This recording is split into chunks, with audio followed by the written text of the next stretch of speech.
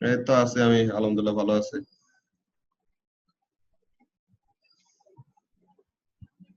আচ্ছা, সো আমরা আস্তে আস্তে শুরু করি। লাস্ট ক্লাসে আমরা যেই ব্যাপারটা পড়ছিলাম যে সেমিকন্ডাক্টরের কন্ডাকশন প্রসিডিওর বোঝার জন্য ফার্স্টে we had to go through the band theory, তাই না?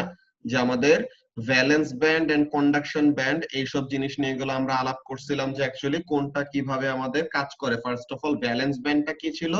ভ্যালেন্স ব্যান্ড হলো যে কোন একটা এলিমেন্টের যে আউটার শেলে যে ইলেকট্রনস গুলি থাকে, ওই আউটার শেলের সাথে যদি বাউন্ড অবস্থায় থাকে, মানে কি, if the electrons are not able to escape the electrostatic force of the nucleus, যে নিউক্লিয়াসটা কি পজিটিভলি চার্জ না, তো তাহলে নিউক্লিয়াস তো ইলেকট্রন গুলাকে ধরে রাখার ট্রাই করবে। সো এখান থেকে যদি কি করতে পারে, ইলেকট্রন গুলি যদি এই ইলেকট্রোস্ট্যাটিক ফোর্স অফ দ্য নিউক্লিয়াসকে ওভারকাম করে চলে যেতে পারে, তো তখন তারা কি করতে পারবে, they will be able to become free and they will be able to participate in the conduction process. যে যখন নাকি কোন একটা ভোল্টেজ অ্যাপ্লাই করব তখন কি করতে পারবে, the electrons will be free to move. So এটা হলো মেইন ব্যাপার, যে ভ্যালেন্স ব্যান্ডের থেকে কন্ডাকশন ব্যান্ডে গেলে তখন ইলেকট্রন গুলা কি করতে পারবে, কন্ডাকশনের কাজ করতে পারবে। এন্ড যত বেশি ইলেকট্রন কন্ডাকশন ব্যান্ডে থাকবে তত ইজিলি তারা কি করতে পারবে, ইলেকট্রিসিটি ক্যারি করতে পারবে অর কারেন্ট ফ্লো করতে পারবে। এটা ছিল আমাদের মেইন ব্যাপারটা। সো এগুলা নিয়ে আমরা ডিটেল ডিসকাশন করে আসছিলাম যে মেটালের জন্য আর কন্ডাক্টরের জন্য আমাদের ব্যাপারটা কেমন হয়, যে কন্ডাক্টরের জন্য ব্যাপারটা কেমন, it has an overlapping of valence band and conduction band. যে নরমাল রুম টেম্পারেচারে কি, নরমাল রুম টেম্পারেচারে there are lots of free electrons, যে কন্ডাকশন ইলেকট্রন আছে। তো তাহলে এই ফ্রি ইলেকট্রন গুলো থাকলে পরে কি হবে, the free electrons will be able to conduct electricity very easily. And আচ্ছা ভাই, নরমাল রুম টেম্পারেচারে সেমিকন্ডাক্টরের জন্য কন্ডাকশন ব্যান্ড বলতে গেলে পুরাটাই খালি, যে অনেক কম নাম্বার অফ ইলেকট্রন আছে। সো তখন রুম টেম্পারেচারে সেমিকন্ডাক্টর এত ভালো মতো কন্ডাক্ট করতে পারে না।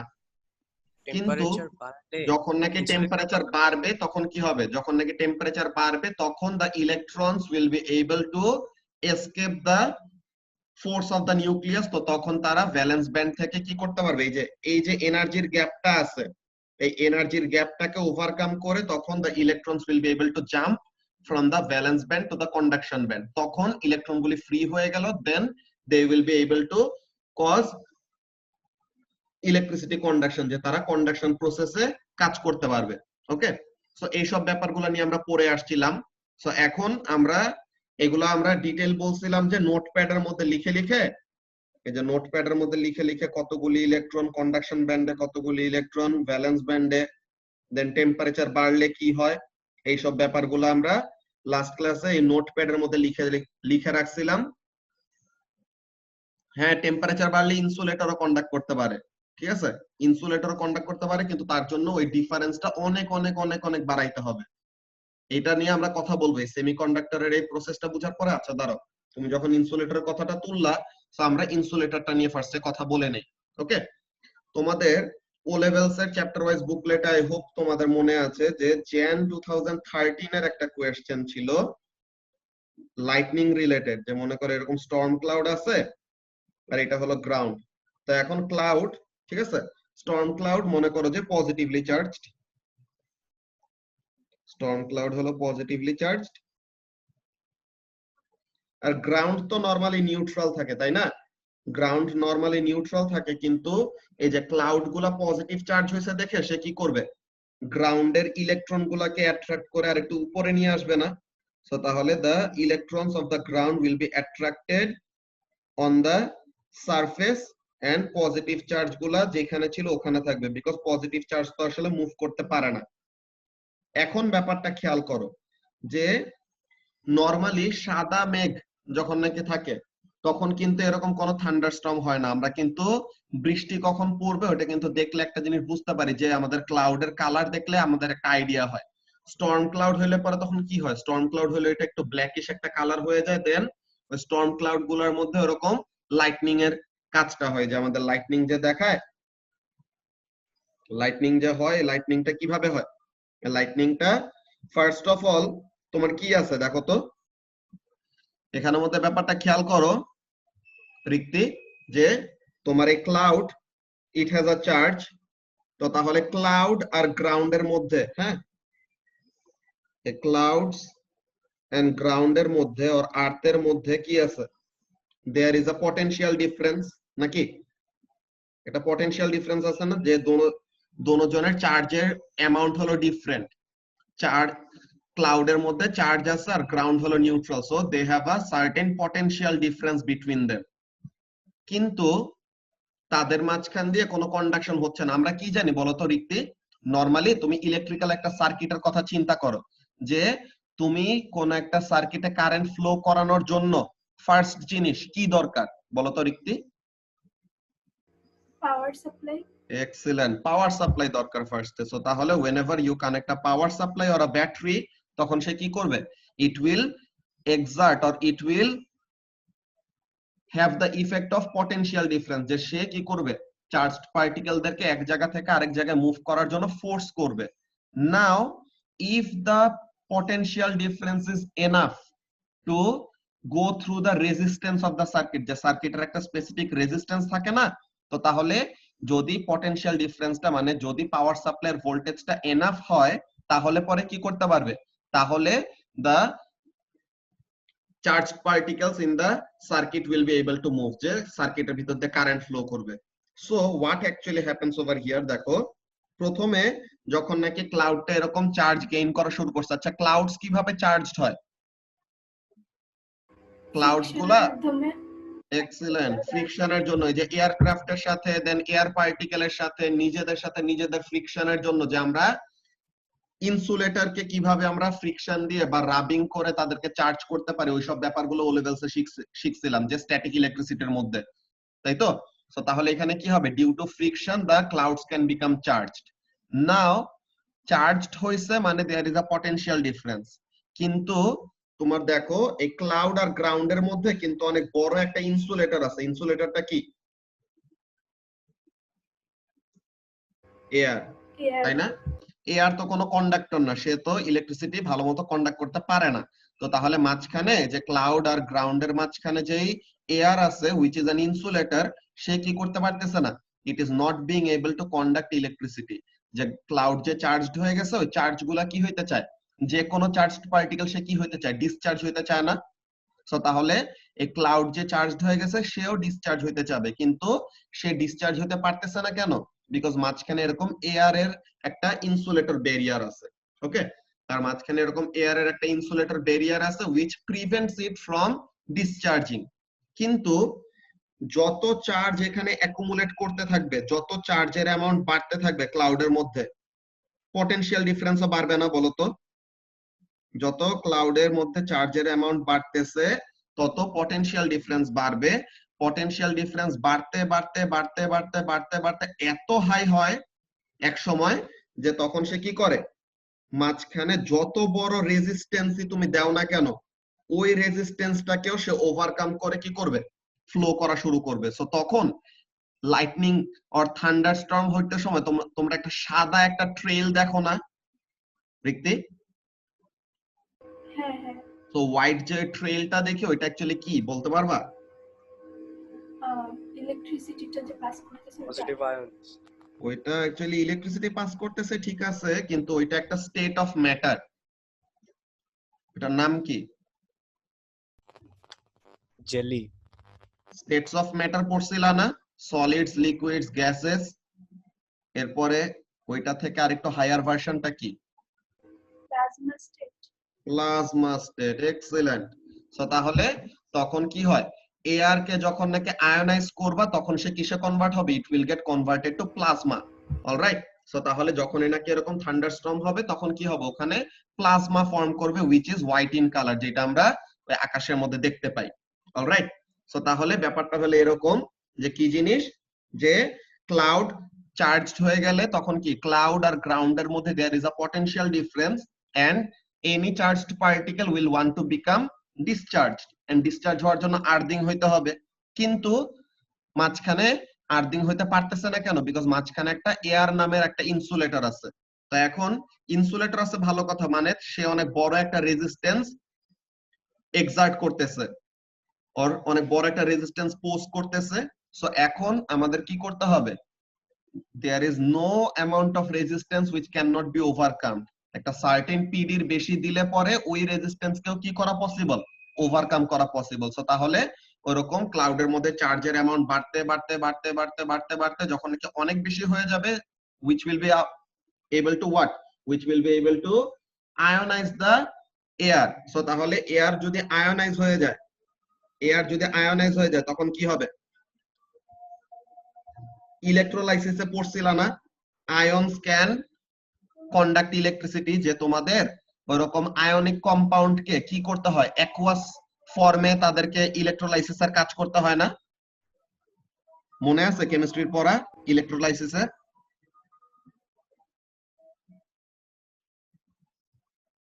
যে কোনো আয়নিক কম্পাউন্ড কে অ্যাকুয়াস সলিউশনের মধ্যে আর ওয়াটারের সাথে এরকম মিলাইলে পরে তখন কি করা যায় ওখানের মধ্যে? ওইটাই পিডি, বুঝছো? এসাস এখানের মধ্যে পিডিটাই মেইন ব্যাপার। ওকে, সো তাহলে এখানের মধ্যে কাজটা কি আমরা দেখি।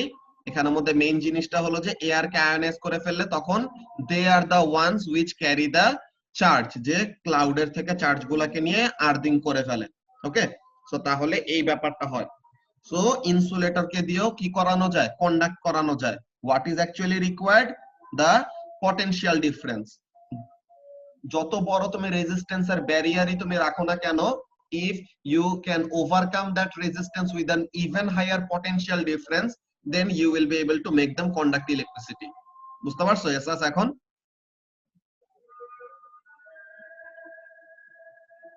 হ্যাঁ ভাই। ওকে, সো এখন আমরা এখানের মধ্যে দেখি কন্ডাকশন ইন সেমিকন্ডাক্টরস এর ব্যাপারটা কি বলতেছে। আচ্ছা, কন্ডাকশন ইন সেমিকন্ডাক্টরস,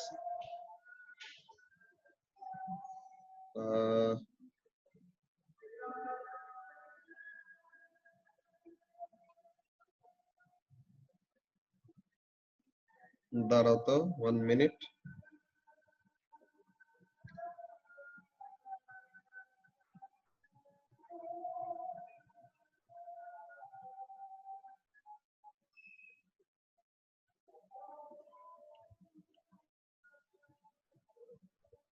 আচ্ছা ঠিক আছে, ওকে। সো তাহলে যে ব্যাপারটা বলতেছিলাম, let's see. Semiconductors are generally solid materials that only have small number of delocalized electrons. So তাহলে তাদের delocalized ইলেকট্রনের নাম্বার খুবই কম। সো তাহলে that are free to conduct. So তাহলে যেটা বললাম যে delocalized ইলেকট্রন ও delocalized চার্জ কাদেরকে বলি, যারা নাকি ফ্রি হয়ে গেছে, তারা কারো কাছে আটকায় নাই। যখনই কোনো পটেনশিয়াল ডিফারেন্স দিব তখনই সে কি করতে পারবে, ইলেকট্রিসিটি কন্ডাকশনের কাজ করতে পারবে। A typical example is silicon, one of the most common elements on earth. আর্থের মধ্যে সবচেয়ে কমন এলিমেন্ট কোনটা বলতে পারবা লাবিবা? হ্যাঁ, most common element of earth.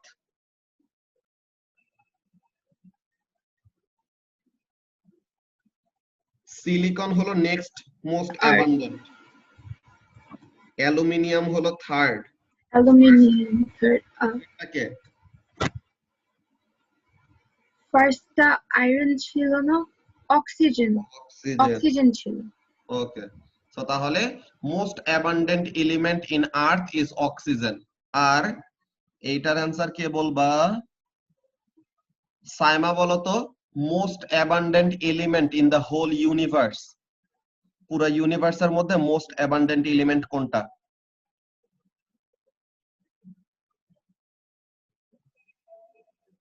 Hydrogen.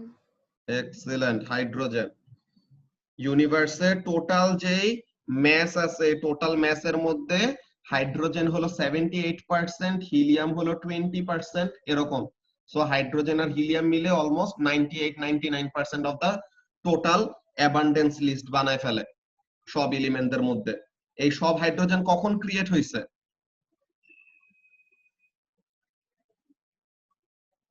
Saima? Big bang এর সময়। বিগ ব্যাং এর সময়, ভেরি গুড। সো তাহলে all this hydrogens were actually produced during big bang. কত টাইমের মধ্যে জানো? 10⁻32 সেকেন্ডের মধ্যে দুনিয়ার যত হাইড্রোজেন আছে সবগুলা ক্রিয়েট হয়ে গেছে। আচ্ছা, সো ওইসব অন্য ব্যাপার, ওগুলো আমাদের অ্যাস্ট্রোফিজিক্স এর ওইসব তোমরা ও লেভেলসে দেখে আসছো আগেই। এখন আমরা এখানের মধ্যে যে silicon one of the most abundant element on earth, এটা পড়ার পর মাত্র একটা জিনিস রিক্যাপ করে নিলাম যে oxygen is the most abundant element on আর্থ। আচ্ছা, সো এখন ফ্রি ইলেকট্রনস এর এইখানে একটা ইম্পর্টেন্ট কথা বলতেছে, sorry, free atoms have a series of discrete energy levels. Asus discrete মানে কি? মানে অন্য ধরনের,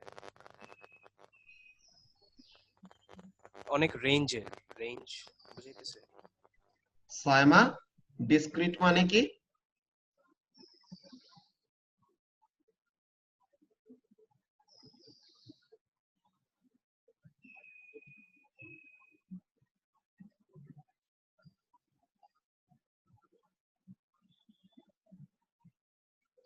সেপারেট, ভেরি গুড। আর এই ডিসক্রিট মানে কি?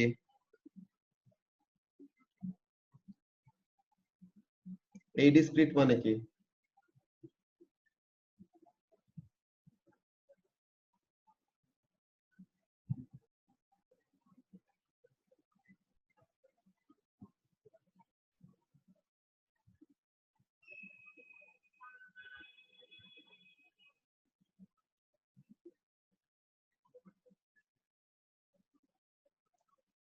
এই ডিসক্রিট মানে তো সেপারেট, সেপারেটের থেকে আরো বড় ভালো একটা ওয়ার্ড বলা যায় ডিস্টিংক্ট। ওকে, হ্যাঁ, ডিফারেন্ট এনার্জি লেভেল, সেপারেট আলাদা আলাদা ডিফারেন্ট এনার্জি লেভেল, ওইটা নিয়ে সমস্যা না। এই ডিসক্রিটের মিনিং জিজ্ঞাসা করছে সাইমা।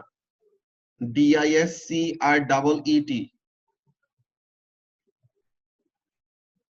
জানো এটা?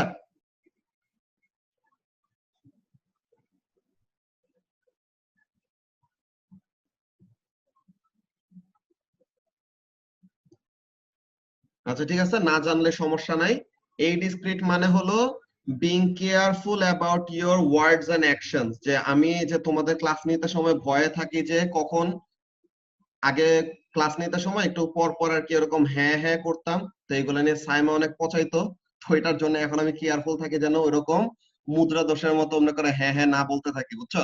তো তাহলে এই ডিসক্রিট মানে কি being careful in one's speech or actions, যে আর্টিকুলেট নেচার, যে নিচের কথা বলার স্টাইলটা যেন ওরকম থাকে যেন কেউ পচাইতে না পারে, এমন হলো অবস্থা।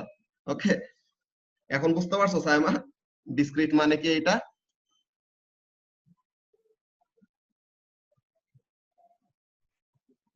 আচ্ছা ঠিক আছে। সো এখন এখানের মধ্যে আমরা দেখি discrete energy levels, what does this mean? এই জিনিসটা আমরা ওয়েভস এর চ্যাপ্টারের লাস্টে যে নেচার অফ লাইট নামের ওই জিনিসটার মধ্যে পাবো। অলরাইট, এটার মধ্যে পাবো, বাট এই জিনিসগুলো নিয়ে তোমাদের সাথে আমার আগেও কথা হয়েছে। অ্যাস্ট্রোফিজিক্স যখন নাকি ও লেভেলসে পড়াইছি, মনে আছে লাবিবা, যে তোমাদেরকে অ্যাবজর্পশন স্পেকট্রাম, এমিশন স্পেকট্রাম এইসব জিনিস নিয়ে যে কথা বলছিলাম? আচ্ছা, সো তাহলে এই যে অ্যাবজর্পশন স্পেকট্রাম, এমিশন স্পেকট্রাম নিয়ে যে কথা বলছে ওখানের মধ্যে ডিসক্রিট এই এনার্জি লেভেলগুলোর কথা বলছিলাম। আচ্ছা, এটা কাকে জিজ্ঞাসা করা যায়? লামিয়া কোথায়? লামিয়া নাই, আসছে।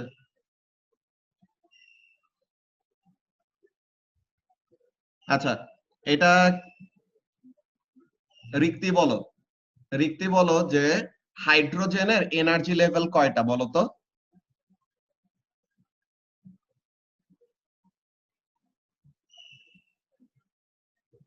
একটা। আচ্ছা, সাইমা, হাইড্রোজেনের এনার্জি লেভেল কয়টা?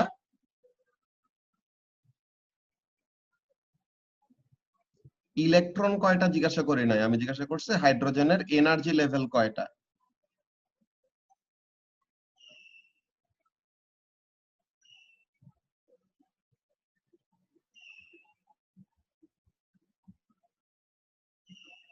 সাইমা, 2 না, দুইটা না। হাইড্রোজেনের এনার্জি, আচ্ছা হিলিয়ামের কয়টা এনার্জি লেভেল বলতে পারবা? বার্থডে বয় শাফি,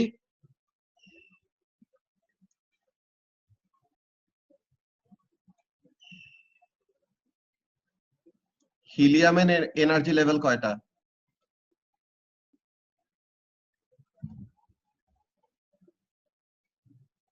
এরকম ব্ল্যাঙ্ক হয়ে গেলে পরে হবে? লাবিবার মনে আছে কয়টা? হিলিয়ামের 2টা।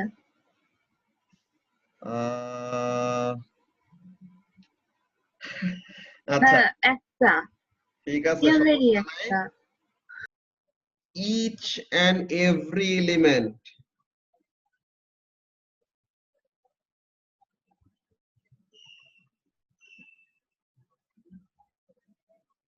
প্রত্যেক জনের 7টা এনার্জি লেভেল থাকে। আর আমরা বলতেছি যে কয়টা ফিল্ড। আচ্ছা ফিল্ড ওইটা ব্যাপার নাই, এখানের মধ্যে মেইন জিনিস হলো যে এনার্জি লেভেল টোটাল থাকে কয়টা? টোটাল থাকে হলো 7টা। ওকে, টোটাল অ্যালাউয়েবল এই এনার্জি লেভেল থাকে কয়টা? প্রত্যেকটা এলিমেন্টের এরকম ডিস্টিংক্ট 7টা এনার্জি লেভেল থাকে। ব্যাপারটা আমি একটু তোমাদের ইউনিট 2 এর, তো ইউনিট 2 জাস্ট ওই যেটা বললাম ওয়েভস এর কোন চ্যাপ্টারের সাথে রিলেটেড ওখানের মধ্যে একটু নিয়ে যাই, তোমাদেরকে দেখাই, তাহলে পরে ব্যাপারটা ক্লিয়ার হবে। তোমরা ফ্লেম টেস্ট করছিলে না? এই যে এখানের মধ্যে দেখো তো এখানে কয়টা? 1 2 3 4 5 6 7, আর এটা হলো ইনফিনিটি নাম্বার যে এটা বের হয়ে গেছে বেসিক্যালি। তো এরকম প্রত্যেকটা এলিমেন্টের এনার্জি লেভেল কয়টা করে থাকে? 7টা করে এনার্জি লেভেল থাকে। এই যে এখানে 1টা 2টা 3টা 4টা 5 6 7 8 নাম্বারটা হলো একদম নিউক্লিয়াস থেকে বের হয়ে গেছে ওই এনার্জি লেভেল। ওকে, তো তাহলে এই যে এখানের মধ্যে আবার কয়টা energy level? 1 2 3 4 5 6 7, then n equal to infinity হলো নিউক্লিয়াস থেকে বের হয়ে চলে গেলে তখন যে এনার্জি লেভেল থাকে ওইটা। ঠিক আছে, সো এখন এখান থেকে আমরা অ্যাকচুয়ালি কি পাই, এটা আমাদের কি কি ইমপ্লাই করতেছে এখানের মধ্যে ওই ব্যাপারগুলো দেখি। ফার্স্ট অফ অল এটা কার জন্য বলতেছে?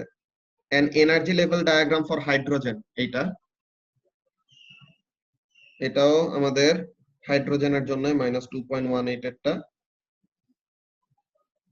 হাইড্রোজেন দিয়ে মেইনলি সবগুলো এক্সাম্পল দেখায়, বাকিগুলাও আছে আমাদের, কিন্তু ওগুলা আমাদের কমপ্লেক্সিটিতে যায় না, তোমাদেরকে এখনো বাচ্চা ভাবে আর কি। ঠিক আছে, প্রত্যেকটা এলিমেন্টারই কয়টা করে এনার্জি লেভেল থাকে? 7টা করে এনার্জি লেভেল থাকে। ওকে, তোমাদেরকে ব্যাপারটা একটু বুঝাই, এটা নোটপ্যাডে নিয়ে যাই, then let's actually discuss about something interesting. So এখন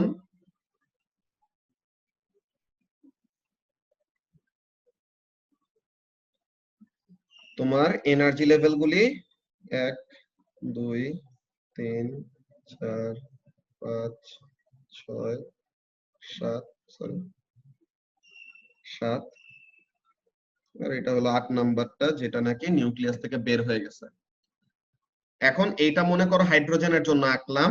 এখন if I want to draw a energy level for helium, okay, হিলিয়ামের এনার্জি লেভেল গুলো আঁকতে গেলে তখন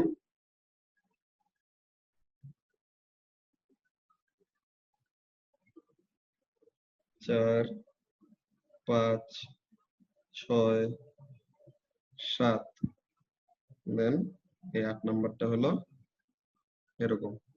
সো তাহলে এখানের মধ্যে দেখো জাস্ট দুইটা দিয়ে আমি নরমালি বোঝানোর ট্রাই করতেছি, কোনো ভ্যালুস দিচ্ছি না এখানের মধ্যে, জাস্ট একটা ব্যাপার তোমাদেরকে বোঝানোর ট্রাই করতেছি। দেখো হিলিয়ামের এটা হলো 1 number energy level, 2 number 3 number 4 number 5 number 6 number 7 number, আর এটাকে বলে n ইকুয়াল টু ইনফিনিটি, যে এটা নিউক্লিয়াসের ইনফ্লুয়েন্সের বাইরে চলে গেছে তখন। ওকে, এখানের জন্য same, n equal 1, n equal 2, n equal 3, 4, 5, 6, 7, infinity. আচ্ছা, সো এখন এখানের মধ্যে ব্যাপারগুলো দেখো সাইমা, এখানের মধ্যে দেখো ব্যাপারগুলো অ্যাকচুয়ালি কি হচ্ছে। y axis is representative of energy। So এখন এখানের মধ্যে ব্যাপারটা খেয়াল করো, হাইড্রোজেন তার যে এনার্জি লেভেলে ভ্যালুগুলি আছে, এখানে একটা সার্টেন এনার্জির ভ্যালু থাকবে। 1 নাম্বার এনার্জি শেলের কি আছে? একটা সার্টেন এনার্জির ভ্যালু আছে, কত ওইটা আমাদের এখন দেখার দরকার নাই, বাট কি আছে এই n equal to 1 এর or first energy shell of or first energy level of hydrogen এর একটা certain energy value আছে। n equal to 2 এর আছে different একটা value, n equal to 3 এর different, different, different, different, different, and হিলিয়ামের জন্য এটা কি ফার্স্ট এনার্জি লেভেলের এনার্জিটা আরেকটা, সেকেন্ড এনার্জি লেভেলের এনার্জিটা আরেকটা, থার্ড এনার্জি লেভেলের এনার্জিটা আরেকটা, এমন টাইপের। ওকে, সো তাহলে এখানে থেকে তারা মেইনলি যে ব্যাপারটা বোঝানোর ট্রাই করতেছে ওই ব্যাপারটা হলো প্রত্যেকটা ডিফারেন্ট এলিমেন্টের এনার্জি লেভেল যেগুলি থাকবে ওই এনার্জি লেভেল গুলার এনার্জির ভ্যালু গুলো হবে ডিফারেন্ট। এতটুকু কি বুঝতে পারছো ফার্স্টে যা বললাম রিক্তি? প্রত্যেকটা এলিমেন্টের এনার্জি লেভেলের ভ্যালুস গুলা কি ডিফারেন্ট। ওকে, আচ্ছা, সো এর জন্য এগুলাকে কি বলা হয়েছে ডিসক্রিট এনার্জি লেভেলস, যে সেপারেট এন্ড ডিফারেন্ট থাকবে সবার থেকে। সো তাহলে ডিসক্রিট এনার্জি লেভেল হলো সেপারেট এন্ড ডিফারেন্ট। সো তাহলে এরকম। এখন ব্যাপারটা খেয়াল করো কি হয়, তোমাদের অ্যাকচুয়ালি এগুলা কেমিস্ট্রি টিচাররা বলে না, মাঝে মাঝে বলে, এরকম কতগুলো তোমাদের এগুলা সিরিজের নাম শোনার কথা। Lyman series, sorry Balmer series, Paschen series, এরকম কতগুলো এরকম নাম শোনার কথা। যে তোমরা ফ্লেম টেস্ট পড়ছো না রিক্তি কেমিস্ট্রিতে? ফ্লেম টেস্টে কি করো বলো তো? হোয়াট অ্যাকচুয়ালি হ্যাপেন্স ফ্লেম টেস্টের সময় কি হয়? আমরা ফ্লেম টেস্টে কোন একটা এলিমেন্টের যে মেটালের বেসিক্যালি আমরা কালার কেন দেখতে পাই?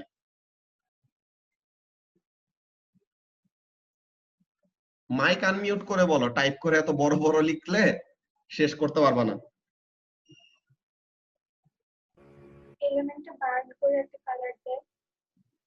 আচ্ছা, এলিমেন্টটাকে বার্ন করলে পরে তখন কালার দেয়। আচ্ছা ঠিক আছে, ভালো কথা, বার্ন করলে কালার দেয়। সোডিয়ামের কালার কি?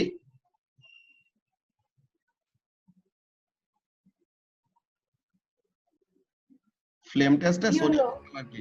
ইয়েলো কি বলছো বুঝি নাই। ইয়েলো আচ্ছা ইয়েলো। দেন ক্যালসিয়ামের কালার কি?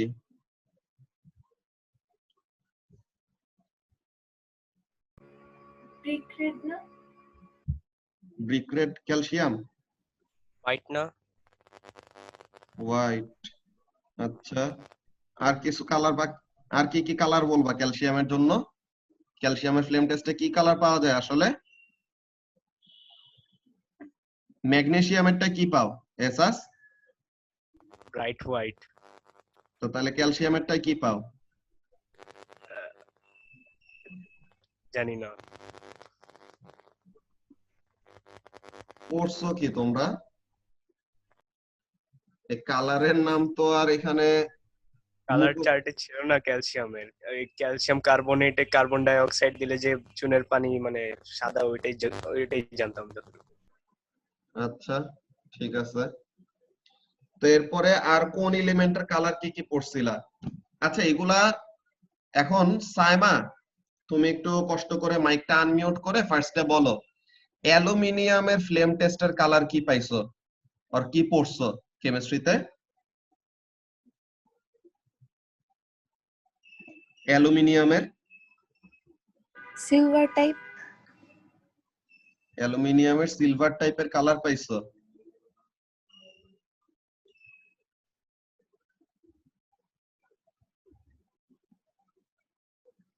কে শিখাইছে এটা?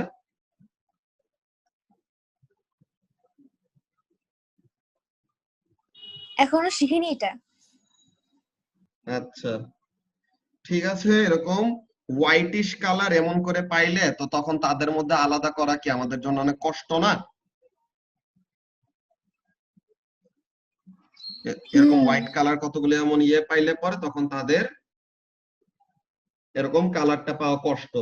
তো এখন এখানের মধ্যে আমরা কাজটা কি করি, ফ্লেম টেস্টের এখানে অ্যালুমিনিয়াম ক্যালসিয়াম সবগুলো এরকম ব্রাইট কালারের একটা হোয়াইট এরকম লাইট দিতেছে। সো এখন হোয়াট ইজ দ্য রিজন, দেন আমরা অক্সিজেনের জন্য, ক্লোরিনের জন্য, এগুলার জন্য ফ্লেম টেস্ট কেন করতে পারি না? ফ্লেম টেস্টে মেটালদেরই কালার পাচ্ছি, তো তাহলে বাকিদের কি সমস্যা? কালারলেস না? কেন কালারলেস? কারণ তারা কালার দেয় না। তুমি তো মনে করো যে রিক্সাওয়ালাদের মতো কথাবার্তা বলো, যে এখানের মধ্যে একটা জিনিস জানছে যে এটা করলে এটা হয়, যে রিক্সাওয়ালারে তুমি যদি জিজ্ঞাসা করো যে একটা পেডেল, রিক্সার পেডেলের মধ্যে পেডেল মারলে পরে রিক্সা ক্যান সামনে আগায়, হ্যাঁ এটা করলে এটা হয়, ঠিক আছে?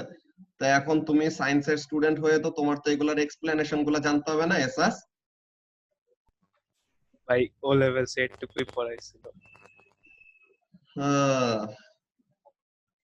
ঠিক আছে, ব্যাপার না।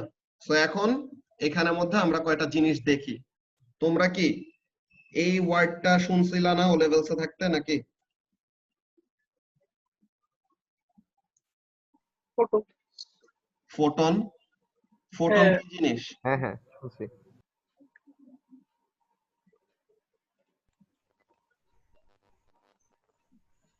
যে লাইট পার্টিকেলস সাথে রিলেটেড না? হ্যাঁ, ইলেকট্রোম্যাগনেটিক ওয়েভের সাথে রিলেটেড। এটা কি চার্জ ক্যারিয়ার না? এইটুকু পড়ছিলাম বোধহয়। Energy career. ওই যে এনার্জি ক্যারিয়ার, হ্যাঁ। It is the energy career of electromagnetic waves. আচ্ছা, দেন তোমাদের ক্লাসের জন্যই, যে তোমাদের ক্লাস একদম স্পেসিফিক্যালি আমি গ্রিন হাউস ইফেক্ট নিয়ে অনেক বড় একটা ডিসকাশন করছিলাম। হ্যাঁ, গ্রিন হাউস ইফেক্ট নিয়ে আমাদের ডিসকাশনটা এরকম ছিল, একটা গ্রিন হাউস কিভাবে কাজ করে সাইমা? গ্রিন হাউস পড়ছো না? এগুলা তো তোমাদের পিচ্চিকালে ক্লাস 5 এর সায়েন্সের মধ্যেই তো এগুলা পড়ায়, যে how does a green house glass or green house operate. Green house কিভাবে কাজ করে সাইমা?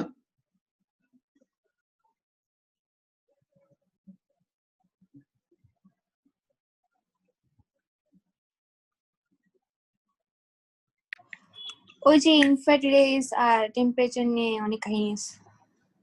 কি কাহিনী আছে বলো, অনেক কাহিনী।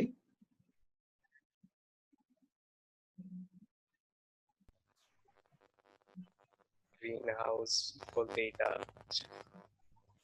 কি হয় এখানে, সানলাইট এরকম আসলো,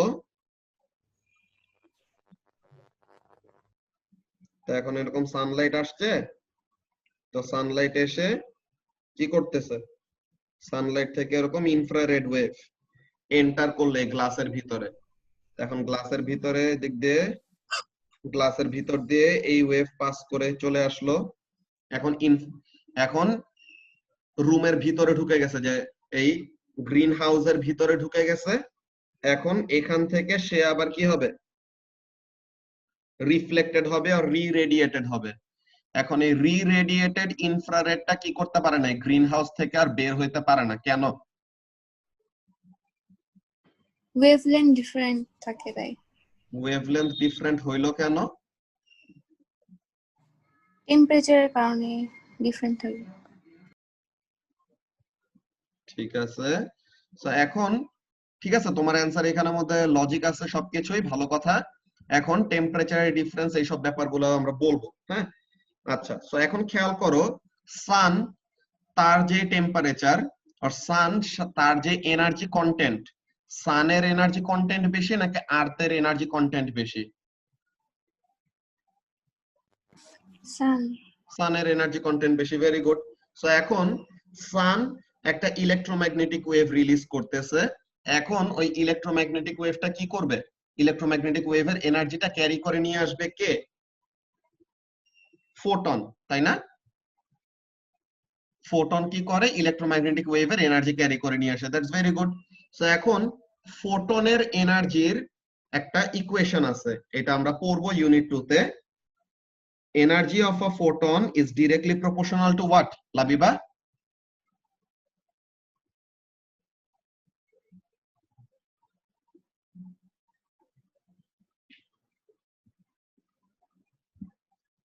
ফোটনের এনার্জি কার সাথে ডিরেক্টলি প্রপোর্শনাল?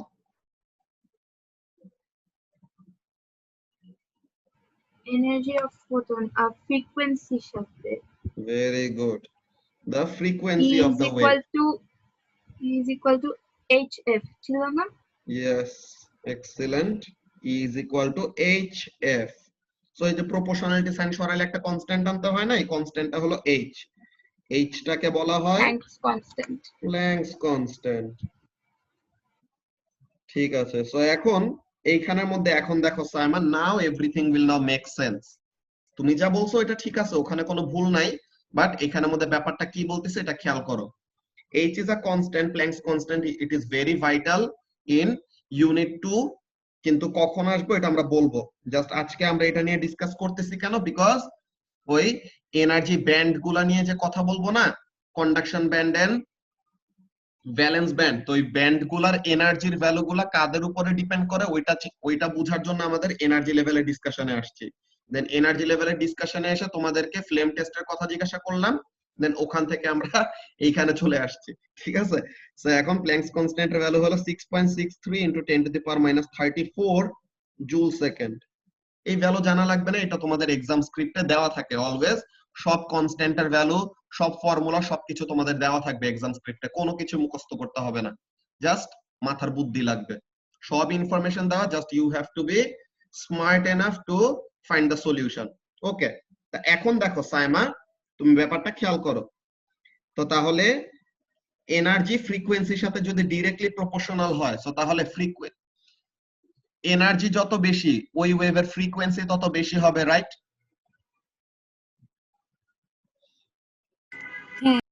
আচ্ছা, এনার্জি যত বেশি ফ্রিকোয়েন্সি তত বেশি, ওকে।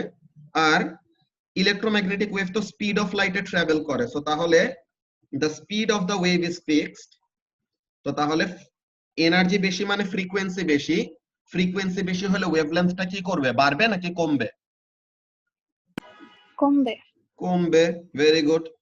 And in the same way we can say the opposite thing, যে স্পিড হলো কনস্ট্যান্ট, সো এখন ফ্রিকোয়েন্সি যদি কমে যায়, the wavelength will increase, তাই তো? জি ভাইয়া। ওকে, তো এখন এখানের মধ্যে দেখো, তুমি এখন লজিকটা বুঝো নাকি খেয়াল করো। সান, যার নাকি এনার্জি বেশি, সে যেই ইলেকট্রোম্যাগনেটিক ওয়েভটা রিলিজ করবে, মানে সে যেই ইনফ্রারেড ওয়েভটা রিলিজ করবে, তার এনার্জি কি হবে, বেশি হবে নাকি কম হবে? সানেরটার জন্য বেশি। এনার্জি বেশি, তো এনার্জি বেশি হলে ফ্রিকোয়েন্সি কি বেশি, আর ফ্রিকোয়েন্সি বেশি হলে ওয়েভলেন্থটা কি কম। বুঝতে পারতেছো? জি ভাইয়া, বুঝতে পারছি। আচ্ছা, সো এখন ওয়েভলেন্থ যদি কম হয়, তো তাহলে সে কি করতে পারবে? The smaller the wavelength is, the greater is the penetrating power. আচ্ছা, এই মিটিং আর 1 মিনিটের কম আছে, তোমরা নেক্সটটাই জয়েন করো, ওখানে আমরা কন্টিনিউ করতেছি।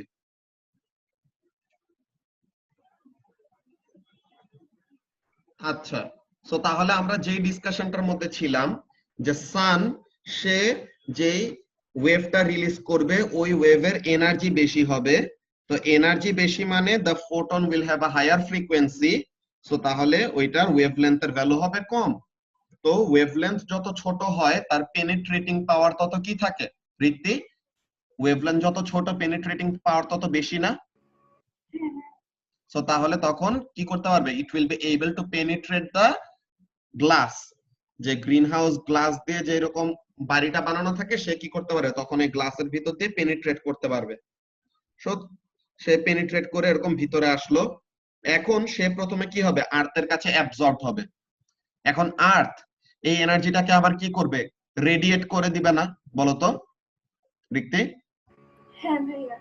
আচ্ছা, সো এখন আর্থের এনার্জি বেশি নাকি কম সানের রেসপেক্টে? কম। কম। সো তাহলে আর্থের এনার্জি যদি কম হয়, সো তাহলে ওই ফোটনের ফ্রিকোয়েন্সিও কম হবে নাকি? হ্যাঁ ভাইয়া। আর ফ্রিকোয়েন্সি যদি কম হয়, ওয়েভলেন্থ বেড়ে যাবে। সো এখন ওয়েভলেন্থ যদি বেড়ে যায়, তো তাহলে কি আগের মতো পেনিট্রেটিং পাওয়ার থাকবে? না, তখন আর তো তাহলে তখন সে এর জন্য কি করতে পারে না, it is not able to penetrate the glass. So তাহলে সে কি হয়ে যায়, ওইটার ভিতরে ট্র্যাপ হয়ে যায়। সো এটা তো গ্রিন হাউসের কথা বলছি। তো আমাদের যখন নাকি পড়াইতো যে greenhouse effect, so greenhouse ইফেক্টের কাজটা কি হয়, গ্রিন হাউস ইফেক্টের কাজটা হয় এরকম, আমাদের আর্থকে তো পুরাটা কোনো গ্লাস দিয়ে আমরা এরকম কাভার করে রাখি নাই, রাখছি? আর্থকে তো আমরা পুরাটা এরকম গ্লাস দিয়ে কাভার করে রাখি নাই। সো তাহলে গ্রিন হাউস ইফেক্টটা কাদের জন্য হয়? গ্রিন হাউস গ্যাসদের জন্য, তাই না? যে হ্যাঁ, গ্রিন হাউস গ্যাস কারা? মেথেন, ওই যে কার্বন ডাইঅক্সাইড, ওয়াটার ভেপার, এইসব জিনিসগুলো কি করে? তারা এরকম লং ওয়েভলেন্থ, সরি, তারা এরকম লং ওয়েভলেন্থের ইনফ্রারেড ওয়েভ যেগুলা নাকি আর্থের থেকে স্পেসে এসকেপ করে চলে যেতে নেয়, তাদেরকে কি করে দেয়? আটকায় দেয়। বুঝতে পারছো? সো তাহলে ওই হিট গুলা যেটা নাকি সান থেকে আর্থে আসছে ঠিকই, কিন্তু আর্থের থেকে এটা আর এসকেপ করতে পারতেছে না, বিকজ এই গ্রিন হাউস গ্যাস গুলা তাদেরকে কি করে রাখছে? ট্র্যাপ করে রাখছে। সো এখানে থেকে আমাদের ওই আইডিয়াটা আসছে যে the gases are actually acting as greenhouse, যে পুরো আর্থকে এরকম একটা গ্রিন হাউস, এরকম বাড়ির মতো ট্রিট করতেছে। সো আর্থের ওই গ্লাস হিসেবে কাজগুলা করে কে? গ্রিন হাউস গ্যাস গুলা। সো এর জন্য এরকম বলে যে it is responsible for global warming, যে full globe wise temperature of the world যে বাড়তেছে ওইটার রিজন হিসেবে এটাকে তারা রেসপন্সিবল ধরে। বুঝতে পারছো এখন গ্রিন হাউস ইফেক্টের মেইন কাজগুলা কেমন কি?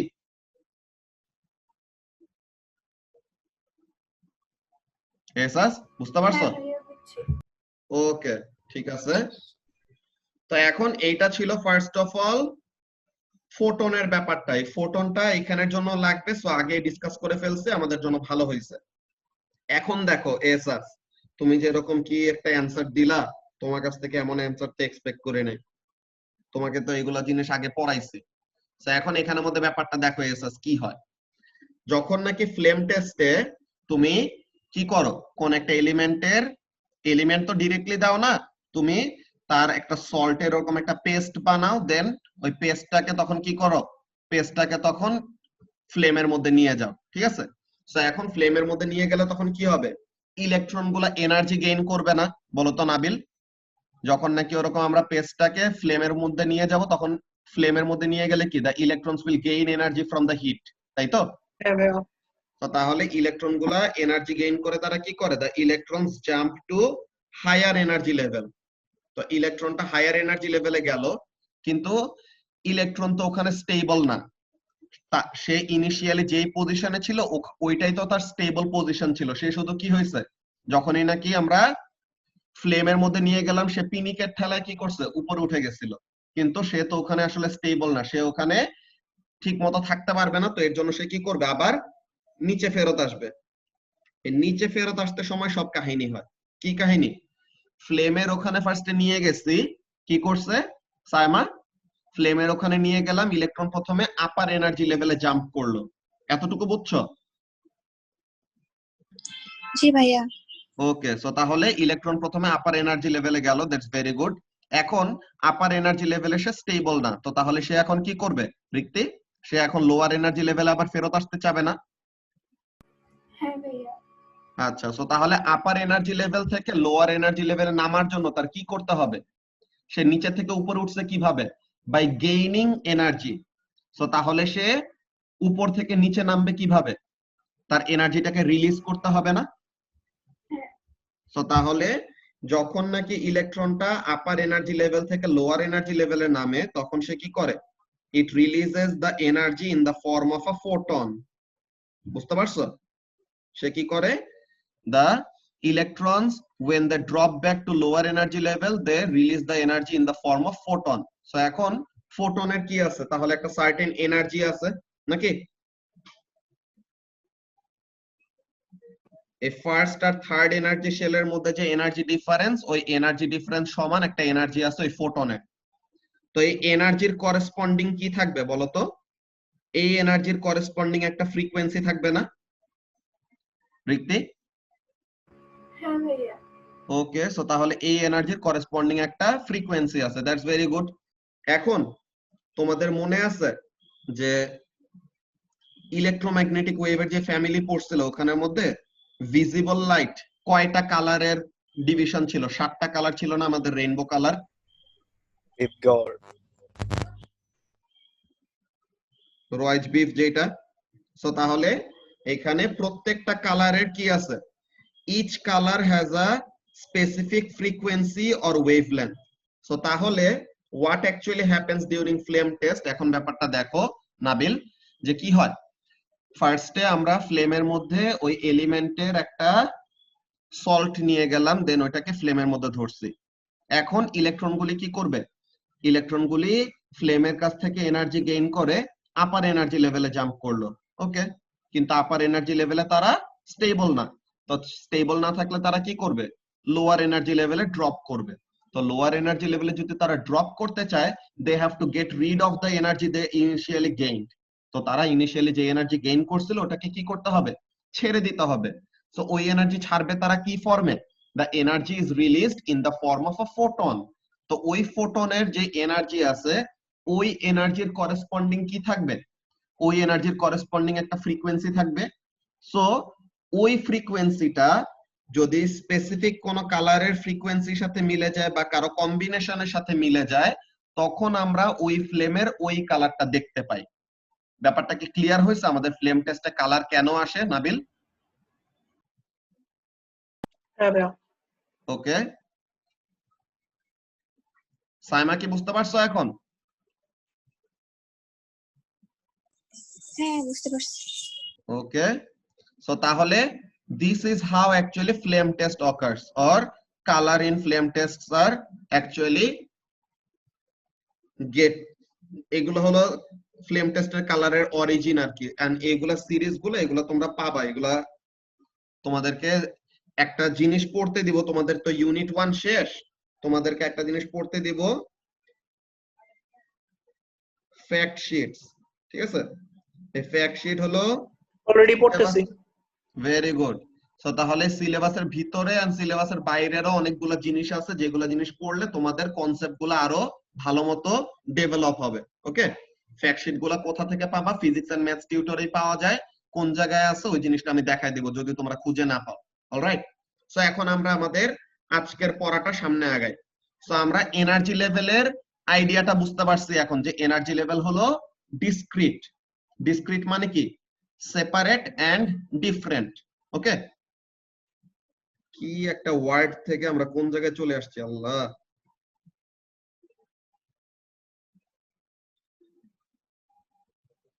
সাইমা মেয়েটা কাঁদতেছে এখন, পুরো এতবার ডাকছি দেখে। আচ্ছা, সো এখন এখানের মধ্যে কাজটা কি কি বলতেছে? Free atoms have a series of discrete energy levels in which we can find their electrons depending on the energy the electrons have received. So তাহলে ইলেকট্রনরা কোথায় থাকে? এনার্জি লেভেলে থাকে। তো ইলেকট্রনটা কোন এনার্জি লেভেলে থাকবে ওটা ডিপেন্ড করবে ইলেকট্রনের এনার্জি কি সে গেইন করতেছে নাকি লুজ করতেছে। সে যদি এনার্জি গেইন করে দেন তাহলে আপার এনার্জি লেভেলে তাকে পাওয়া যাবে, যদি সে এনার্জি লুজ করে তো তাহলে তাকে লোয়ার এনার্জি লেভেলে পাওয়া যাবে, এমন টাইপের ব্যাপার। সো এখন বলতেছে কি, if the electron receives enough energy it will leave the atom altogether leaving behind an ion. এটা কি আয়োনাইজেশন এনার্জি না? সো এটা যে তোমরা কেমিস্ট্রিতে আয়োনাইজেশন এনার্জি পড়ছো, এই হলো ব্যাপারটা, যে ইলেকট্রনকে এনাফ এনার্জি দিলে পরে তখন সে কি করবে? নিউক্লিয়াস তাকে যতই অ্যাট্রাক্ট করে ধরে রাখুক না কেন, সে তার অ্যাট্রাকশনটাকে ওভারকাম করে চলে যাবে। সো এটা হলো মেইন ব্যাপার। অলরাইট, তো এখন আমরা এখানের মধ্যে দেখি কি বলতেছে। In solid materials where there are many atoms close together, the allowed energy levels become much wider, forming energy bands. So তাহলে কি হইতেছে এখানের মধ্যে? ব্যাপারটা খেয়াল করো সবাই কেয়ারফুলি। এইটা নিয়ে, এইটা বোঝানোর জন্য তোমাদেরকে এনার্জি লেভেলের এতগুলা ছাতার মাথা বুঝাইছি, ঠিক আছে? তো এখন এখানের মধ্যে কাজটা কি? সলিডের মধ্যে অ্যাটম গুলি খুবই কাছাকাছি থাকে। সো অ্যাটম গুলি এত কাছাকাছি থাকে দেখে কি হয়, তাদের এনার্জি লেভেল গুলা, ডিসক্রিট এই এনার্জি লেভেল গুলা এত ওভারল্যাপিং আর এত কাছাকাছি চলে আসে যে তারা ডিসক্রিট একটা ব্যান্ড, একটা সিঙ্গেল এনার্জি লেভেলে না থেকে কি করে, এই এনার্জি লেভেলের প্লাস মাইনাস কিছু একটা সে রেঞ্জ ক্রিয়েট করে ফেলে। এখানে প্লাস মাইনাস কিছু একটা রেঞ্জ ক্রিয়েট করে ফেলে। সো তাহলে ইনস্টেড অফ এনার্জি লেভেলের বদলে কি হয়ে যায়? এনার্জি লেভেল থেকে এনার্জি ব্যান্ডে কনভার্ট হয়। ব্যান্ড মানে কি? There is a range. আর এনার্জি লেভেল মানে হলো ফিক্সড, যে এক্স্যাক্টলি ওই ভ্যালুটাই।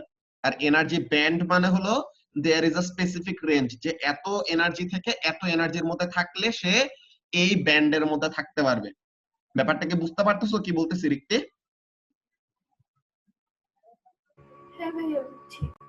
ওকে, সো তাহলে এনার্জি লেভেলটা কি? এনার্জি লেভেলটা হলো যে ডিস্টিংক্ট একটা সিঙ্গেল ভ্যালু থাকবে, আর এনার্জি ব্যান্ড গুলো হলো কি এনার্জি লেভেল গুলো এত কাছাকাছি থাকবে যে তখন তারা মিলে ওভারঅল একটা রেঞ্জ ক্রিয়েট করবে, যে এত এনার্জি থেকে এত এনার্জির মধ্যে থাকলে পরে এই এনার্জি ব্যান্ডের মধ্যে থাকবে, এমন একটা ব্যাপার। ওকে, সো তাহলে এটা বোঝা হয়ে গেলে দ্যাটস ভেরি গুড।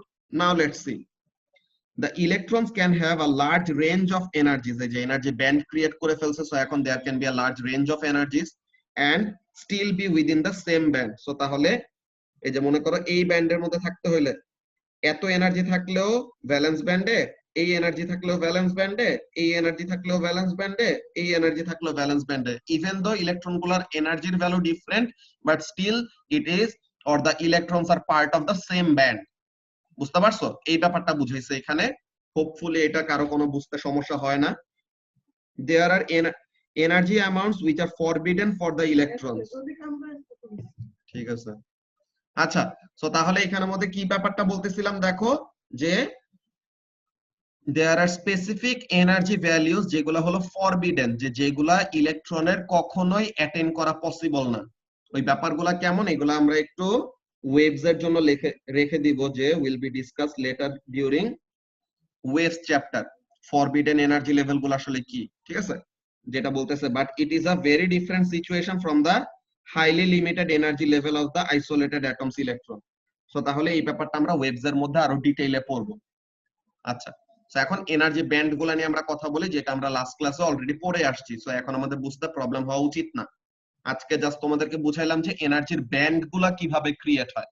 ওকে, আচ্ছা, সো এখন কি বলতেছে, as these energy bands are created by the collective grouping of solids atoms, the bands are attributed to the semiconductor as a whole rather to an individual atom। so তাহলে এই সেমিকন্ডাক্টরের মধ্যে silicon হলো একটা semiconductor, তো silicon তো একটা single atom হিসেবে থাকে না, এখানের মধ্যে কি থাকবে, একটা সিলিকনের তুমি একটা স্ট্রিপ নিছো, ওখানের মধ্যে কি millions and millions of silicon থাকবে। তেমন হলো ব্যাপার, যে ইন্ডিভিজুয়াল অ্যাটমের থেকে কি করবে, এতগুলি অ্যাটম কাছাকাছি আছে দেখে তখন তারা ওভারঅল একটা ব্যান্ড ক্রিয়েট করে। There is an energy level called the valence band. কি হয়, the electrons with this amount of energy remain tied to the atoms। যে বাউন্ডের কথা বলছিলাম না, যে নিউক্লিয়াসের কাছে বাউন্ড থাকে বা অ্যাটমের কাছে বাউন্ড থাকে, সো তাহলে ওইটা যে ভ্যালেন্স ব্যান্ডের মধ্যে থাকলে পরে কি হবে, they are tied to the atoms and do not form part of any electric current. যে তারা যদি এরকম আটকায় থাকে, সো তাহলে এই ইলেকট্রন গুলা কি কন্ডাকশন প্রসেসে পার্টিসিপেট করতে পারবে, এই ইলেকট্রন গুলা কন্ডাকশন প্রসেসে পার্টিসিপেট করতে পারবে না। সো তাহলে এটা হলো মেইন ব্যাপার, ভ্যালেন্স ব্যান্ডের ইলেকট্রন গুলা they are bound with the atoms or the nucleus, so তাহলে they are not capable of conducting electricity। Now those that gain energy to jump to the conduction band become delocalized। so তাহলে যারা নাকি energy gain করে valence band থেকে conduction ব্যান্ডে যাইতে পারে, তখন তারা কি হয়ে যায়, they become free। okay, so they become free and they can now participate in the conduction process। ব্যাপারটা কি এখন কারো কোনো কনফিউশন আছে সেমিকন্ডাক্টরের মধ্যে ভ্যালেন্স ব্যান্ড আর কন্ডাকশন ব্যান্ডের কাহিনী কি?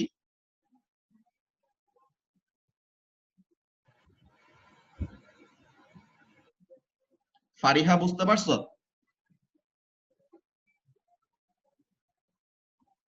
হ্যাঁ ভাইয়া। ওকে, তো তাহলে এখন আমরা এখানের মধ্যে দেখি কি বলতেছে।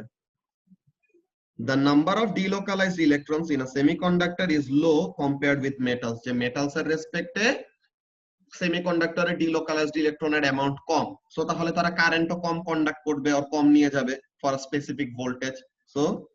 so the current they will carry is therefore lower than metals for the same applied voltage। যে মেটালকে তুমি যত ভোল্টেজ দিছো কন্ডাক্টরকে সেম অ্যামাউন্ট অফ ভোল্টেজ দিলা, কিন্তু মেটাল অনেক বেশি কারেন্ট ক্যারি করতে পারবে, কিন্তু সেমিকন্ডাক্টর অত বেশি কারেন্ট ক্যারি করতে পারবে না, because even though their dimensions and everything are same, NaVq formula wise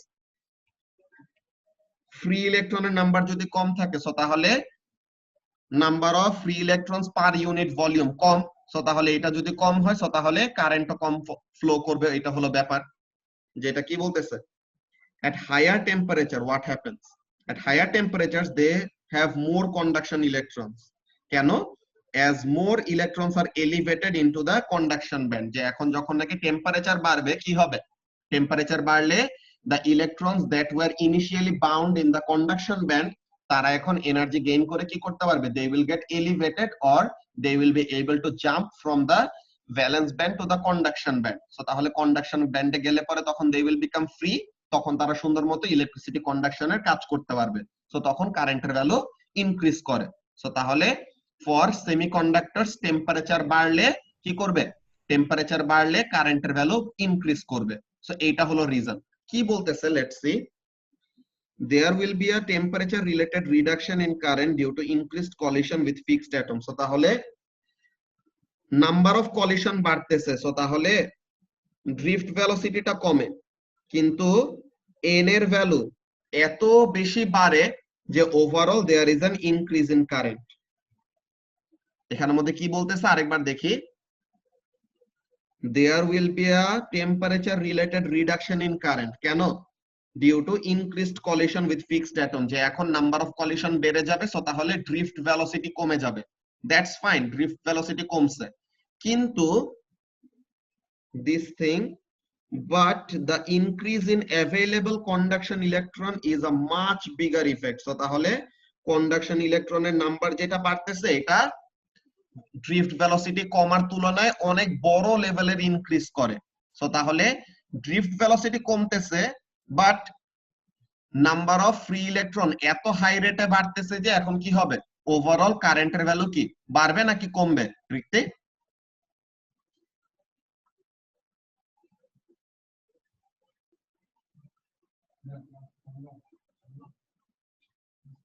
বাড়বে।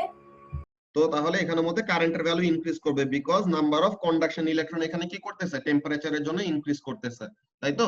সো তাহলে overall a semiconductor will carry more current as the temperature goes up, so তাহলে নাম্বার অফ ফ্রি ইলেকট্রন বেড়ে গেলে পরে তখন কি হবে, কারেন্টের ভ্যালু ইনক্রিজ করবে, so this will eventually cause an increase in current. তো এর জন্য কারেন্ট যদি বেড়ে যায় আমরা কি বলি, রেজিস্টিভিটি কমে যাবে। তো এই জিনিসটা আমরা আগের যে টেবিলের মধ্যে দেখে আসছিলাম যে সিলিকন এন্ড জার্মেনিয়ামের জন্য কি হবে, টেম্পারেচার বাড়লে পরে দ্য রেজিস্টিভিটি ডিক্রিজেস। ব্যাপারটা ক্লিয়ার হয়েছে এখন সবার কাছে? তাই না, কি হয়েছে বুঝি নাই? এটা সেমিকন্ডাক্টরের জন্য না? হ্যাঁ, সেমিকন্ডাক্টরের জন্য এরকম প্রসিডিওর, আর মেটালের জন্য উল্টা। মেটালের জন্য ফিলামেন্ট বাল্বের জন্য যে দেখছিলাম যে টেম্পারেচার বাড়লে কারেন্টের ভ্যালু এখানের মধ্যে ডিক্রিজ করবে, বিকজ নাম্বার অফ কলিশনস বেড়ে যায় ওখানে অনেক বেশি। বুঝতে পারছো? হ্যাঁ। আচ্ছা, সো তাহলে এই জিনিসটাই বলতেছে যে its resistivity effectively drops as the temperature increases. This is for semiconductor specifically. তা এখন সাইমা, তোমার সেমিকন্ডাক্টরের কনসেপ্ট এখন ঠিক হয়েছে, বুঝতে পারছো?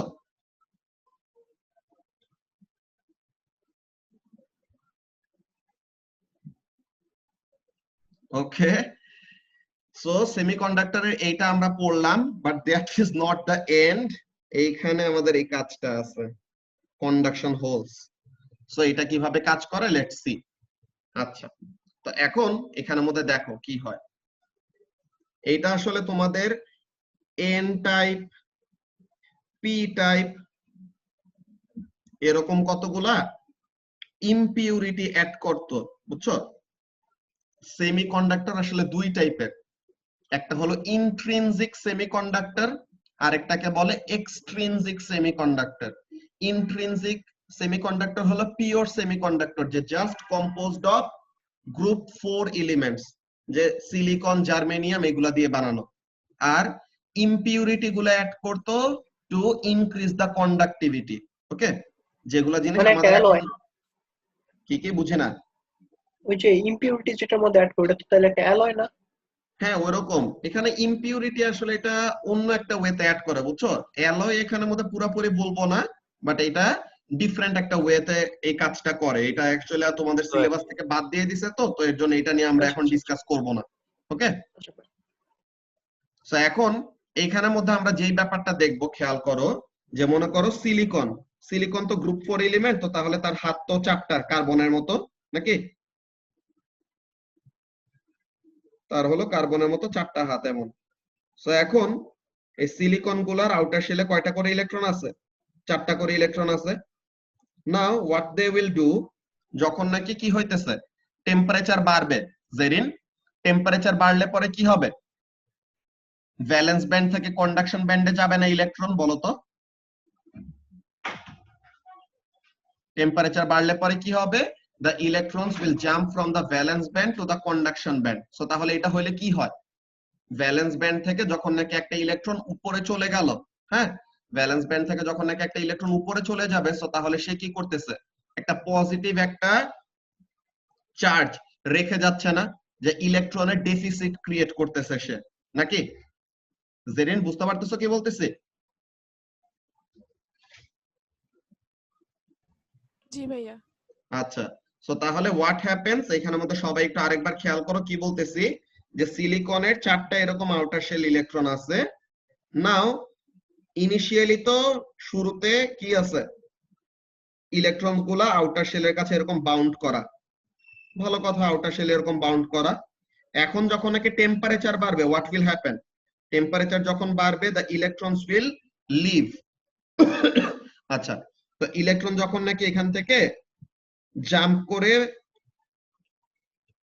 অ্যাটমের ইনফ্লুয়েন্সের বাইরে চলে যাবে, তখন হোয়াট উইল হ্যাপেন? সে একটা ইলেকট্রনের ডেফিসিট ক্রিয়েট করে যাচ্ছে। ডেফিসিট অফ এন ইলেকট্রন মানে কি? Lack of negative charge. Lack of negative charge মানে ওটাকে কি বলা যায়? তার নেগেটিভ চার্জের একটা ডেফিসিয়েন্সি ক্রিয়েট করছে, মানে there is a positive charge, যে এখান থেকে একটা ইলেকট্রন ছিল, ইলেকট্রনটা যদি এখান থেকে চলে যায়, সো তাহলে সে এখানে কি করবে? একটা পজিটিভ চার্জ রেখে যাবে না, যে এখানে একটা আগে নিউট্রাল ছিল, এখন একটা ইলেকট্রন চলে গেছে, সো তাহলে it will create a positive charge in this position. So ওই এমটি স্পেসটার মধ্যে একটা পজিটিভ চার্জ ক্রিয়েট করলো। এই পজিটিভ চার্জটা অনেক ইম্পর্টেন্ট একটা কাজ করে। কি কাজ করে? Let's see. পজিটিভ এই চার্জটা সে কি করবে? সে এখানে থেকে ইলেকট্রনটাকে আবার টান দিয়ে নিয়ে আসবে। ব্যাপারটা কি হয়, আমরা একটা ডায়াগ্রাম ড্র করি। বইয়ে কেন ডায়াগ্রামটা দেয় নাই, সারপ্রাইজিং। আচ্ছা, আমি ডায়াগ্রামটা আঁকি, তাহলে পরে তোমরা বুঝতে পারবা। Let's see. 1 2 3 4 5 6 1 2 3 4 5 6 1 2 3 4 5 6। আচ্ছা, নাও সায়মা, তুমি এখন এখানের অ্যানসার গুলা বলবা, ঠিক আছে? তুমি যত এরকম অ্যানসার বলতে থাকবা, তত তোমার বুঝতে আরো ইজি হবে। ওকে, সো এখন এখানের মধ্যে ব্যাপারটা খেয়াল করো, যে আমি কি করতেছি সায়মা বলো তো? আমি একটা পটেনশিয়াল ডিফারেন্স অ্যাপ্লাই করলাম না এই সিলিকনের অ্যারাউন্ডে? হ্যাঁ। আচ্ছা, সো এখন পটেনশিয়াল ডিফারেন্স যে আমি অ্যাপ্লাই করলাম, তো এখন ইলেকট্রন গুলা কোথায় ফ্লো করবে বা কোন দিকে যাবে বলো তো? পজিটিভটার দিকে। ও, পজিটিভটার দিকে যাবে। ওকে, পজিটিভটার দিকে গেল। তো এখন পজিটিভ টার্মিনালের কাছে যে সিলিকন অ্যাটম গুলি আছে, তাদের কাছ থেকে কোন একটার কি করলো? ইলেকট্রন। ফার্স্টে তো বলতে গেলে কোন ইলেকট্রনই ফ্রি ছিল না, তাই এখন যখন একটা পটেনশিয়াল ডিফারেন্স দিলাম, তখন কি হলো? একটা ইলেকট্রন এরকম ফ্লো করে চলে গেল কার কাছে? পজিটিভ টার্মিনালের কাছে, বিকজ ইলেকট্রন নিজে নেগেটিভ, সো তাহলে it will get attracted to the positive terminal. Very good, গেল ইলেকট্রন। কিন্তু কি হয়েছে বলতো? এই যে ওর কাছ থেকে ইলেকট্রনটা চলে গেল না সাইমা? সো ওর কাছ থেকে জি যে ভাইয়া। ইলেকট্রনটা চলে গেছে, সো তাহলে সে এখন কি করবে? তার এখন একটা ইলেকট্রন পাওয়ার ইচ্ছা করবে না, যে তার একটা ইলেকট্রন ছিল, ওইটাকে পাওয়ার সাপ্লাইটা টান দিয়ে নিয়ে গেছে, সো তাহলে তার এখন একটা ইলেকট্রন পাইতে ইচ্ছা করবে নাকি? সে এখন কি করবে? সে তো পাওয়ার সাপ্লাইয়ের কাছ থেকে নিতে পারবে না, সে তার পাশের অ্যাটমের থেকে কি করবে? তার যেহেতু এখন একটা পজিটিভ চার্জ ক্রিয়েট হয়ে গেছে, সে তখন তার অ্যাডজাসেন্ট অ্যাটমের কাছ থেকে ইলেকট্রনকে টান দিয়ে নিয়ে আসবে। তো তাহলে সে এখন কি হয়ে গেল? সে এখন নিউট্রাল হয়ে গেল, আর পাশের জনকে এখন কি বানাই দিল? পজিটিভ চার্জ বানাই দিল নাকি? জি ভাইয়া। তো এখন পাশের জন যে পজিটিভ চার্জ হয়ে গেছে, সে আবার কি করবে? তার পাশের জনের কাছ থেকে আবার ইলেকট্রন টান দিয়ে নিয়ে আসতে চাবে না? হ্যাঁ। তো তাহলে সে আবার তার পাশের জনের কাছ থেকে ইলেকট্রন টান দিয়ে নিয়ে আসলো, তো তাহলে সেই ইলেকট্রন নিয়ে আসলে সে আবার নিউট্রাল হয়ে গেল, যার কাছ থেকে ইলেকট্রনটা নিয়ে আসছে সে পজিটিভ হয়ে গেছে নাকি? সো এইভাবে করতে করতে পজিটিভ হোল গুলা কি করতেছে, ব্যাপারটা খেয়াল করতেছো সায়মা? পজিটিভ হোল গুলা কোন দিকে যাচ্ছে? The positive holes are progressing towards the negative terminal and the electrons are progressing towards the positive terminal. ব্যাপারটা কি সবাই ধরতে পারতেছো কি বললাম? যে the atoms that are closer to the positive terminal তাদের কাছ থেকে কি করবে, পাওয়ার সাপ্লাইটা যে পিডি অ্যাপ্লাই করতেছে ওইটার জন্য সে ইলেকট্রন টান দিয়ে ওই অ্যাটম গুলোর কাছ থেকে নিয়ে নিল। এখন তারা তাদের কাছ থেকে যে ইলেকট্রন নিয়ে নিয়েছে, সো তাহলে they will be wanting to get the electron back. So তাহলে তারা ইলেকট্রনটা ব্যাক পাওয়ার জন্য কি করবে, তাদের অ্যাডজাসেন্ট অ্যাটম থেকে ইলেকট্রন নিয়ে আসবে। সো অ্যাডজাসেন্ট অ্যাটম থেকে ইলেকট্রন নিয়ে আসলে তার পাশের জনকে পজিটিভ বানাই দিল, তো সে আবার তার পাশের জনের কাছ থেকে টেনে নিয়ে আসবে। সো তাহলে এখানে ইলেকট্রিসিটি কন্ডাকশনটা কয় ভাবে হইতেছে বলো তো সায়মা? একটা হলো বাই দা মাইগ্রেশন, মাইগ্রেশন মানে কি মুভমেন্ট, তাই তো ঋক্তি? এখানের মধ্যে কি হইতেছে, দেয়ার ইজ মাইগ্রেশন অকারিং, যে the electrons are moving towards the positive terminal and the positive holes are progressing towards which direction? Right. Right or negative terminal যেটা। ওকে, সো তাহলে এই ব্যাপারটা আমরা দেখি তার এক্সপ্লেনেশনে কি বলছে, আমরা ব্যাপারটা বুঝতে পারতেছি নাকি। ওকে, ব্যাপারটা দেখো কি হচ্ছে। when an electron enters the conduction band, যে ইলেকট্রনটা তো প্রথমে তো সে কন্ডাকশন ব্যান্ডে থাকে না, প্রথমে তো সে কোথায় থাকে, ভ্যালেন্স ব্যান্ডে, আউটার শেলে। তো যখন নাকি একটা ইলেকট্রন কন্ডাকশন ব্যান্ডে আসলো and moves away, কন্ডাকশন ব্যান্ডে যে সে যখন নাকি চলে গেল অ্যাটমের কাছ থেকে দূরে, তো তখন সে কি করলো, this leaves the atom with a positive charge. এই যে সে যে অ্যাটমের কাছ থেকে চলে গেছে, তো এখন অ্যাটমটার তো একটা ইলেকট্রন কমে গেছে, সো তাহলে the atom becomes positive charge. So এখন কি হবে, the empty space the electron has left is referred to as a positive hole. Alright, এই যে ইলেকট্রনটা ওই অ্যাটমের কাছ থেকে যে চলে গেছে, এখন ওই এমটি স্পেসটাকে আমরা কি বলবো, পজিটিভ হোল। এখন কি হবে পজিটিভ হোলের এই জায়গায়, এই পজিটিভ হোলটা তার এই হোলটা ফিল আপ করার জন্য পাশের জনের কাছ থেকে ইলেকট্রনকে টানাটানি শুরু করবে। So what happens, if an electron from another atom comes to fill the hole, অন্য একটা অ্যাটমের কাছ থেকে এসে যদি ওই হোলটাকে ফিল আপ করে, তো তখন কি, যার কাছ থেকে আসছে তার কাছে একটা হোল ক্রিয়েট করে আসবে না? এই যে আমরা দেখতেছিলাম যে ওর কাছে পাশের জনের কাছ থেকে আসছে, তো তাহলে ও পজিটিভ হয়েছিল, দেন ওর কাছে এর পাশের জনের কাছ থেকে আসছে, তো তাহলে সে পজিটিভ হয়েছে। তো এই ব্যাপারটা বলতেছে যে অরিজিনালি যে অ্যাটমের কাছ থেকে আসতেছে ওই অ্যাটমের তো একটা ইলেকট্রন কমে যাচ্ছে, সো তাহলে ওই অ্যাটমের ওখানে কি হবে, একটা পজিটিভ হোল ক্রিয়েট হবে। ব্যাপারটা কি সবাইকে বুঝাইতে পারতেছে কি বললাম?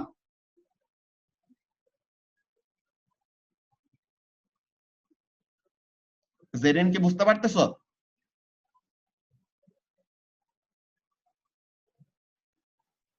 হ্যাঁ ভাইয়া। ওকে, সো তাহলে এখানের মধ্যে এর জন্য আমরা কি বলি, এই জিনিসটা বলি, the hole has then moved। এই যে হোলটা কি করতেছে, it is going away from the positive terminal and progressing towards what, it is progressing towards the negative terminal. So এখন this migration of the positive holes towards the negative terminal, এটা কি হিসেবে কাজ করতেছে, এইটা আরেকটা চার্জ ক্যারিয়ার হিসেবে কাজ করতেছে। ওকে, এই ব্যাপারটা এখানের মধ্যে তারা বলবে, কি বলবে, লেটস সি। বলতেছে as the electrons will be attracted to jump in the positive direction of an applied voltage, যে আমরা যদি ভোল্টেজ অ্যাপ্লাই করি ইলেকট্রনস গুলি কোন দিকে অ্যাট্রাক্টেড হবে, the electrons will get attracted to the positive terminal. So তাহলে what happens, ইলেকট্রন গুলা পজিটিভ টার্মিনালের দিকে যাবে, আর হোল গুলা যে পজিটিভ হোল গুলা কোন দিকে যাবে, the hole will slowly appear to move in the opposite direction. যে electrons are migrating or moving towards the positive terminal. তো ইলেকট্রনস যাবে নেগেটিভ টার্মিনাল থেকে পজিটিভ টার্মিনালের দিকে, আর পজিটিভ হোল গুলা কোথায় যাবে, the positive holes will move from the positive terminal to the negative one. So তাহলে এখানের মধ্যে কি করতেছে, the positive hole they are also acting as a charge carrier. So এখানের মধ্যে কাজটা কি, let's see. A positive hole moving towards the negative cathode is like another charge carrier. এই যে এটা ইম্পর্টেন্ট একটা জিনিস, এটা আমরা আন্ডারলাইন করে রাখি। সো এখন কি হচ্ছে, adding to the current flow in a semiconductor. So তাহলে এই যে আমরা n এর ভ্যালু যে নেই, সো তাহলে এখানের মধ্যে কি পজিটিভ হোলটাও কি করতেছে, একটা ফ্রি ইলেকট্রনের মতো অ্যাক্ট করতেছে। ওকে, সো তাহলে পজিটিভ হোলটা যদি একটা ফ্রি ইলেকট্রনের মতো অ্যাক্ট করে, সো তাহলে what will happen, it will increase the value of current carried by the semiconductor. বুঝতে পারলা ব্যাপারটা কি বললাম ঋত্বিক? হ্যাঁ ভাইয়া বুঝছি।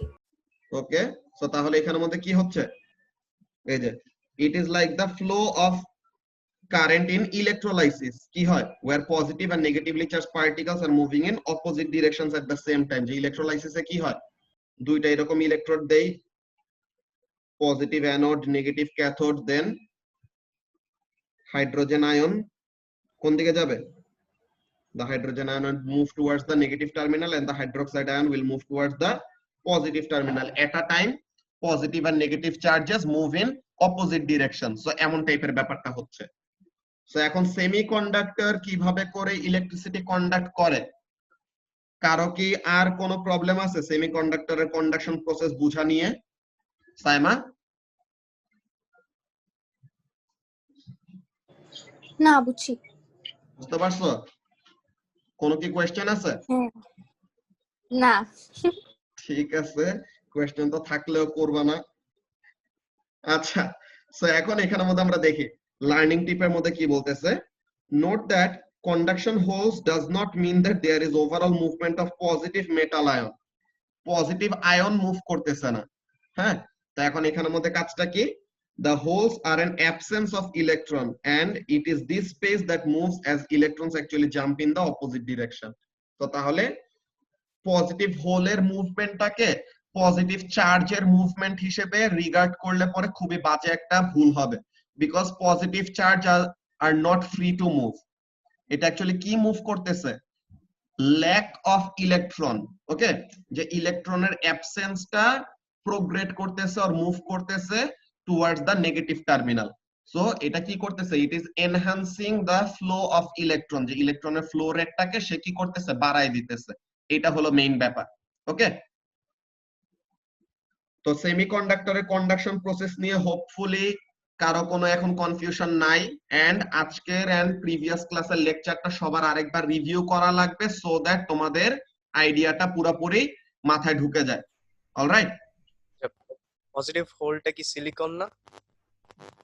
পজিটিভ হোলটা একটা সিলিকন অ্যাটমের থেকে ইলেকট্রন চলে গেলে ল্যাক অফ ইলেকট্রন যে ক্রিয়েট করলো ওই জিনিসটা। হ্যাঁ, ওইটাই তো, জাস্ট একটা ইলেকট্রন বাদ দিলে আর কি যা হয় পুরো সিলিকনটা আর কি, রাইট? হ্যাঁ, আচ্ছা, তো সাইমা সেমিকন্ডাক্টর নিয়ে এখন স্যাটিসফাইড? হ্যাঁ বুঝছি সব। ওকে, তো এখন আমাদের সেমিকন্ডাক্টর রিলেটেড যেই diode and light emitting diode same টাইপের কাজই করে, just light emitting diode conduct করতে সময় লাইট দেয় আর কি। তো এই ব্যাপারগুলো আমাদের অ্যাকচুয়ালি আজকে ডিসকাস করার কথা ছিল, কিন্তু আজকে এত ভুগি চুগি বাইরের জিনিসগুলো পড়তে যায় আমাদের টাইম আজকে হয় নাই। ওকে, সো এই জিনিসটা আমরা নেক্সট ক্লাসে কন্টিনিউ করব। এন্ড কালকে তোমাদের booklet solving class 3 to 5, MCQ গুলো যেহেতু শেষ হয় নাই, তো এমসিকিউ গুলাই কালকে করাবো। অলরাইট,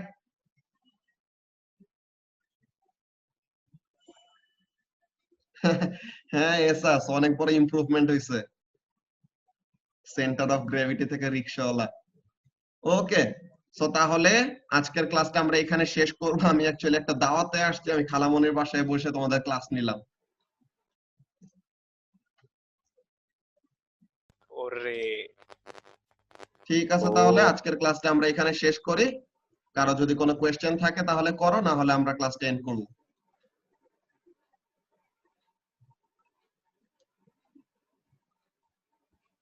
ঠিক যাও আছে, দাঁত খাও, টাটা। ওকে, টাটা। ভালো থাকো ভাইয়া। ওকে, আল্লাহ হাফেজ। খালামণিকে সালাম দিও।